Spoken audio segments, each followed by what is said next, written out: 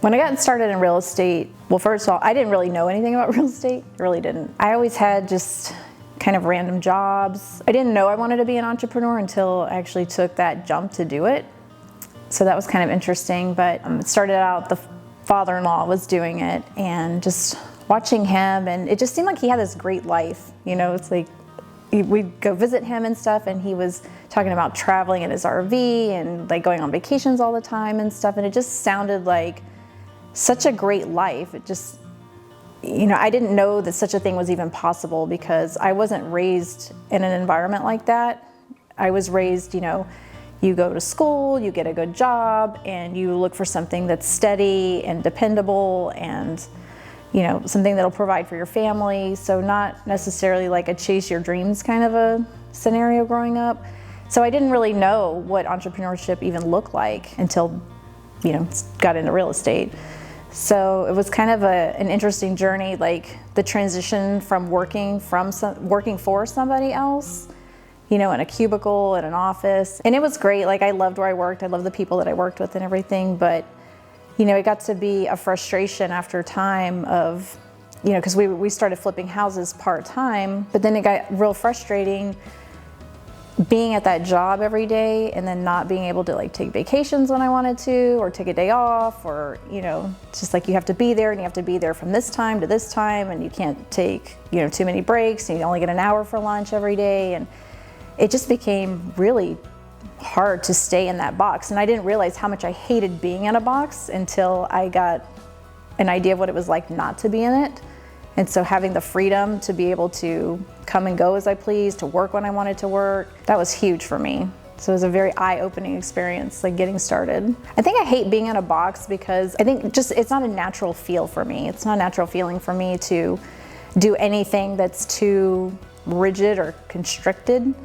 So, you know, I respect rules and I don't mind rules and things like that, and I like structure, but I feel like it's better for me to just be able to kind of free flow throughout my day. And that's one great thing that I've enjoyed about being in lockdown.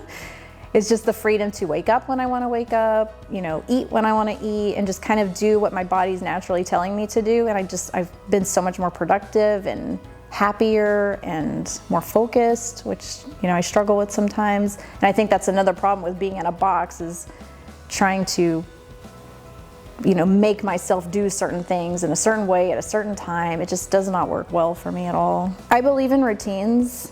I like having a morning routine. I feel like it sets my day up, you know, to be successful. You know, I like to get up, I do meditation, you know, quick meditation if I don't have a lot of time. I do affirmations every day and just try to think about what I'm grateful for, at least in the mornings. And so that's usually part of my routine. And then I kind of been slacking off on the workouts, so I'm getting back into that again. So that's, you know, part of my routine, but it doesn't necessarily have to flow, like, that doesn't all have to happen at the beginning of my day. You know, it's just, for me, a routine is just something I do every day. It might be a different time every day. I might not be able to get one thing done in the morning. I might do it later in the afternoon, but having those set kind of ritual things that I do throughout the day is important to me. Right now has been a really good time. The past few months has been a really great time for me for self-reflection. And so I've really spent a lot of time thinking about what I want, because I feel like I've been going through the motions of things for a long time. And so I think, you know, being able to like sit down and actually have the time, because that was the biggest problem I had before. It's like I was doing all these things because that's just what I do. You know, it's just like you get stuck sometimes, and I felt like I've been plateauing, and I could feel it, and I could feel like this feeling like building up inside of me. I need something different. I need to be challenged, I guess is what it is. And I think maybe that's a big thing of being an entrepreneur. We like those challenges. And I just felt like I hadn't really been challenged enough lately. And so the last few months I've spent kind of reflecting on that and like, you know, if I don't do this, what do I really want to do? Is there something else that I'm excited about doing? Is there something new that I want to try? Is there something new I want to learn? And just, I've been spending a lot of time in that space lately. And what I come to realize is, you know, the good things, but then the flaws too. You know, it's like, what can I work on myself? And something I realized about myself is, you know, I have an issue with self-discipline. You know, I have problems, following through with things sometimes. And I want to change that about myself because it's very frustrating for me. I want to be a person that can start and finish something. And so I've been spending a lot of time kind of digging into is there something I can do that'll make a difference? How can I work on that? What are some things I can do?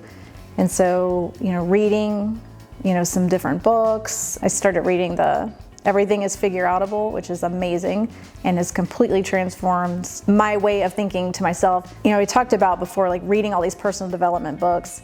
And I think it just takes maybe the right person with the right message at the right time for you to really kick yourself in your own ass.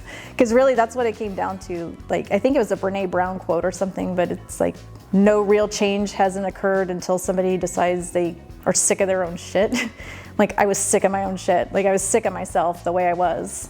And I just went on a mission to make myself better, which I'm always trying to do, but I felt like it was a different level of trying to be better. This was a really big problem that I have that I need to fix within myself. And so that's been kind of a fun, interesting journey.